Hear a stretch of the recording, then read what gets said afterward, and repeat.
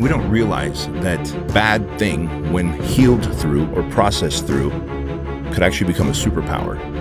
Most people feel that they are using everything they have to their advantage and the life still isn't working out in their favor, when in reality, I would say they're probably using 20% of the things that are within their control. My ability to obsess about something that interests me is a superpower.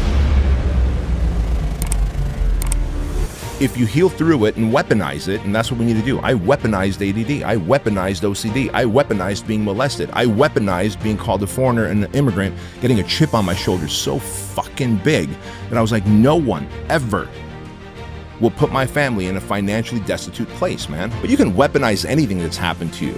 So they don't have to have the gift that you have or I have. You just have to understand that what's happened to you, if you can heal through it, solve through it, process through it, there's a massive fucking superpower on the other side.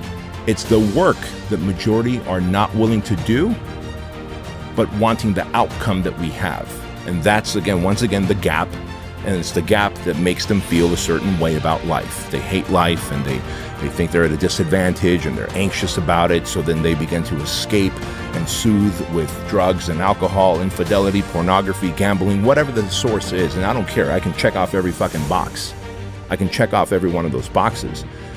But if you do the work and you close that gap and time collapse, you will have that superpower and you can start living the life you're meant to live.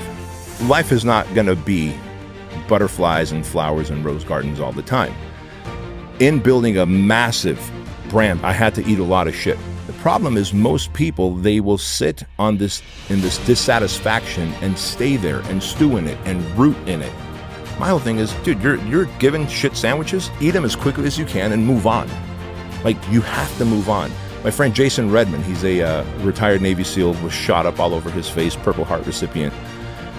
He says, you know, he was on a mission and they found themselves on the X, right? Like, he's the predator, him and his team, and they're going to kill the bad guys who are bomb makers. This is in Iraq in 2007. And next thing you know, they get ambushed and he gets shot up.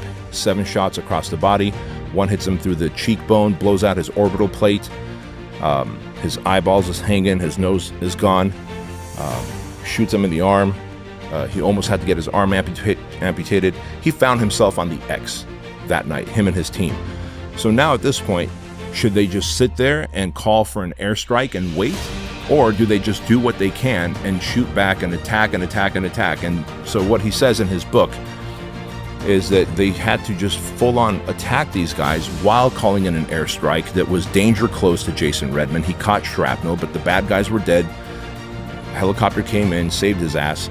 The bottom line is, like, most humans will find themselves on an X of ambush. Life will ambush you, and they sit in it, they root in it, they take forever to stew in it. Instead, eat it quickly and fucking move on.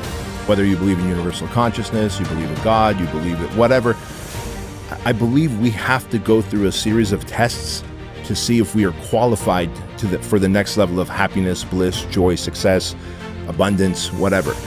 And so the shit sandwiches will be laid out along your journey. There is no way to circumvent that.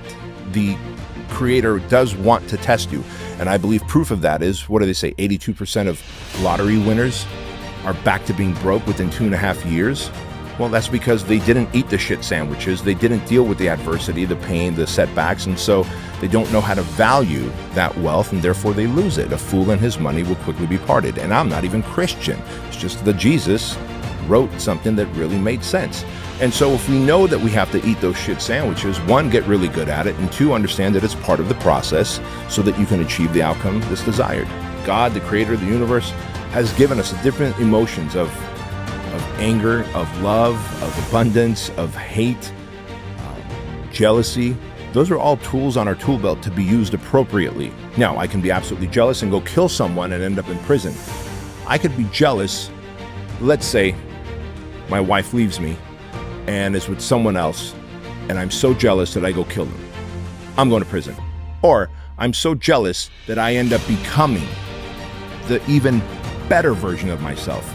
I still weaponized jealousy, but at my game. And so, to me, making an obscene amount of money was like this mission.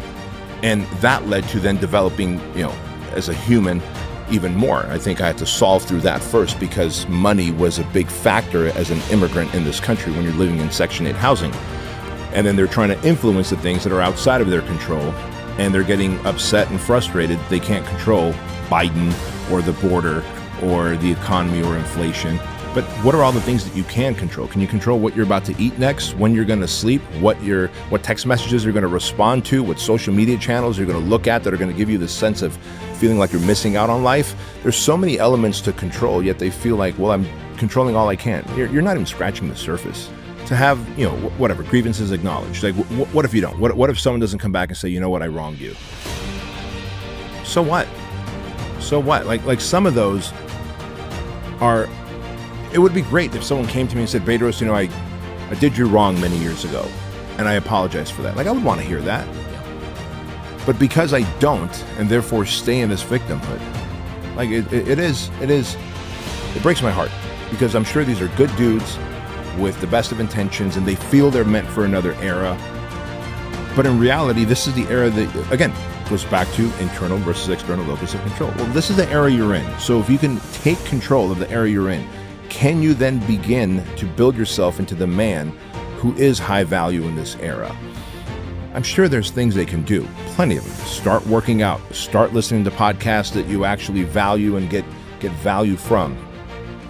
Change your circle of influence. If you're in an echo chamber where everybody feels the same way, and is just compounding your negative feeling of yourself, maybe you ought to consider walking away from that.